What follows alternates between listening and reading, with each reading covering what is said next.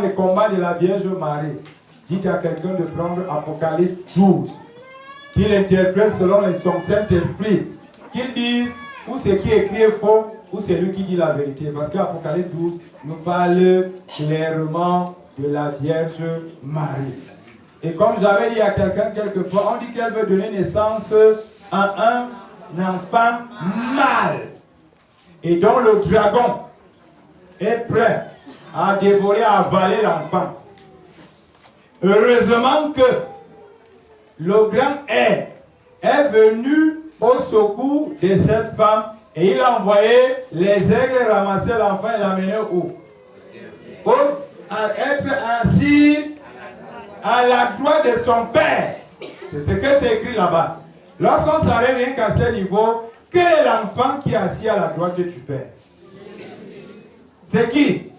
Vous ne pouvez pas parler de Jésus assis à la droite du Père, mais quand Apocalypse vous parle de ça, vous rejetez la femme et vous prenez celui qui est assis à la droite. Ça a un sens? Non. On dit que le dragon va avaler la femme là-dedans. Ça veut dire que la personne qui a même tout fait ici, pour que l'enfant puisse être à la droite, c'est qui?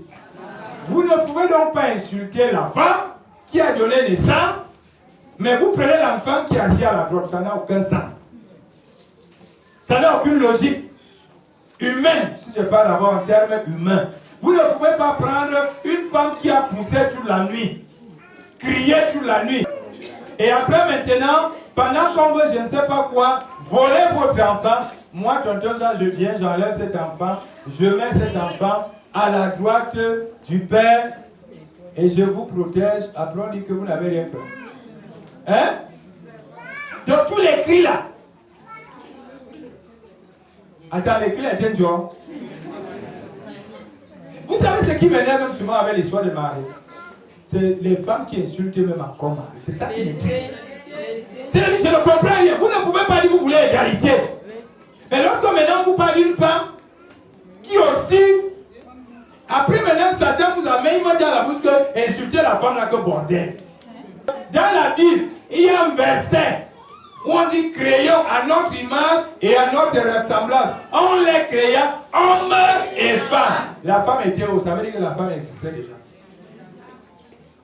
La femme existait quelque part. Je sais que c'est quelque chose qui peut faire froid dans les oreilles des chrétiens.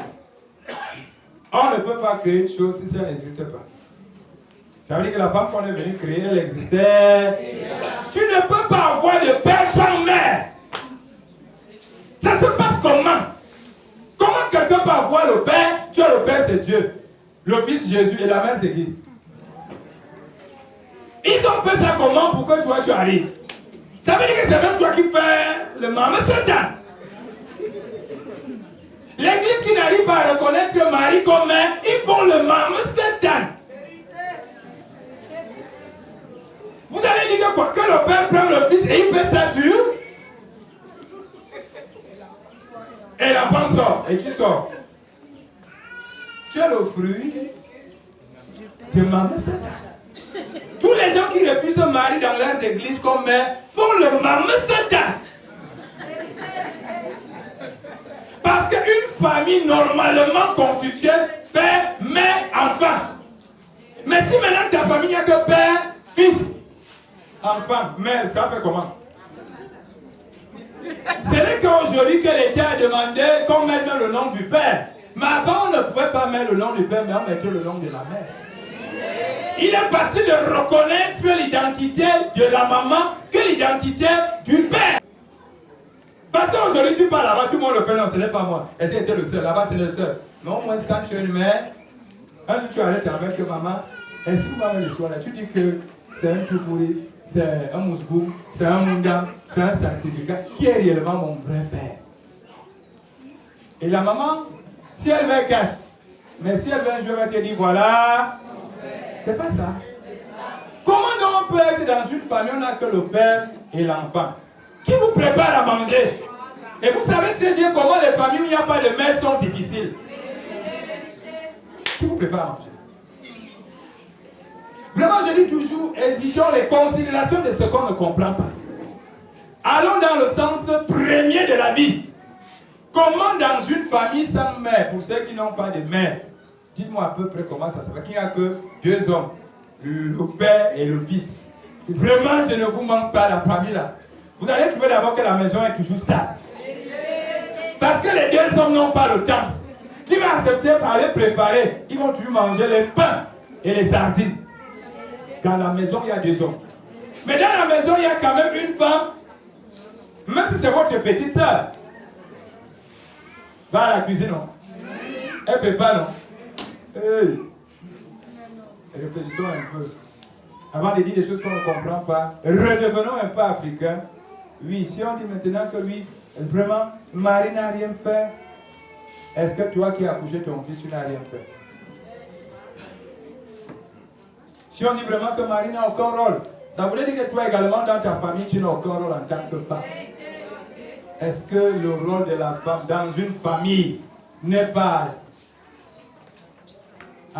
de façon visible? Nous savons tous que si c'est une famille de vous, c'est la femme là. Hein? Vraiment, réveillons-nous. C'est ça que l'église de demain voudrait que chacun puisse se mettre à sa place et respecter l'autre.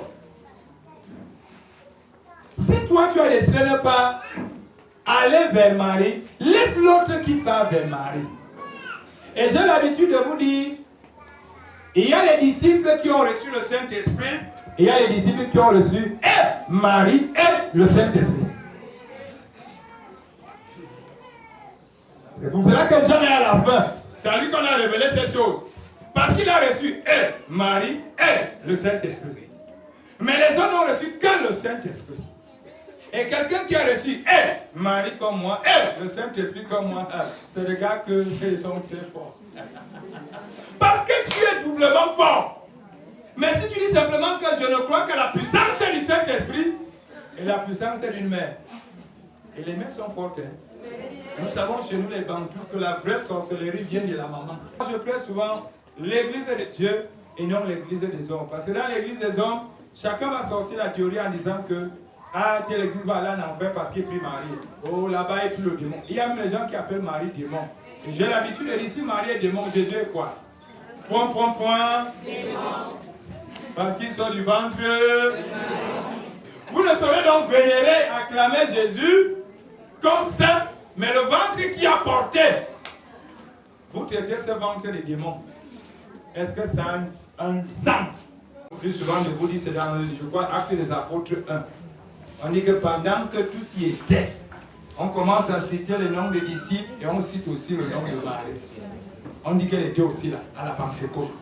Quand il fut arrivé, ils montèrent dans la chambre haute, où ils se tenaient d'ordinaire. C'était, ceux qui ne vont rien retenir, c'est Acte 1, verset 13. On dit quand il fut arrivé, ils montaient dans la chambre haute, où ils se tenaient d'ordinaire. Ça veut dire qu'ils avaient l'habitude d'y aller là-bas. C'était Pierre, virgule, Jean, virgule, Jacques, virgule, André, virgule, Pierre, virgule, Thomas, virgule, Barthélemy, virgule, Matthieu, virgule, Jacques, fils d'Alphée, virgule, Simon le Zélote, virgule, et Jude, fils de Jacques. Il y a André, il y a Thomas, il y a Barthélemy, encore un autre Jacques. Après, il y a Simon le Zélote, Jude, fils de Jacques.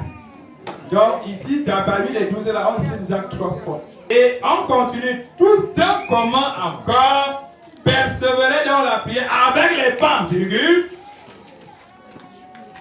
Avec les femmes, donc ça veut dire qu'il y avait les femmes aussi dedans.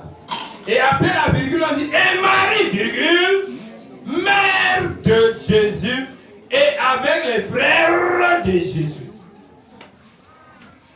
Et c'est là on ajoute un point. Point. Donc, les disciples, il y a aussi Marie dedans. Ceux qui avaient l'habitude de se rassembler dans la chambre, il y avait Marie. Et les femmes. On a dit les femmes et la mère. On n'a pas mélangé aux femmes. On dit les femmes et la mère de Jésus. Je ne sais pas pourquoi on a voulu faire la précision sur le moment. On savait que les gens devaient discuter. Il fallait qu'on dise aux gens que Marie également était toujours là avec les. Ça veut donc dire que si Jean a reçu un enseignement, si Pierre a reçu un enseignement et qui sont évangélistes aujourd'hui, Qui ne dit pas que Marie peut aussi sortir l'évangile selon Sainte Marie? Une femme qui a eu la grâce de le Saint-Esprit. Une femme qui a séduit le Saint-Esprit. C'est pas n'importe quelle femme, hein? Un ange vient, tu es béni. Vraiment là où tu es là. L'ange est entré chez toi matin pour dire que tu es béni. Dieu envoie son ange que va dire qu'elle est bénie, on l'a choisi. Et quelqu'un vous dit que non. C'est une vaurienne. Ça a un sens.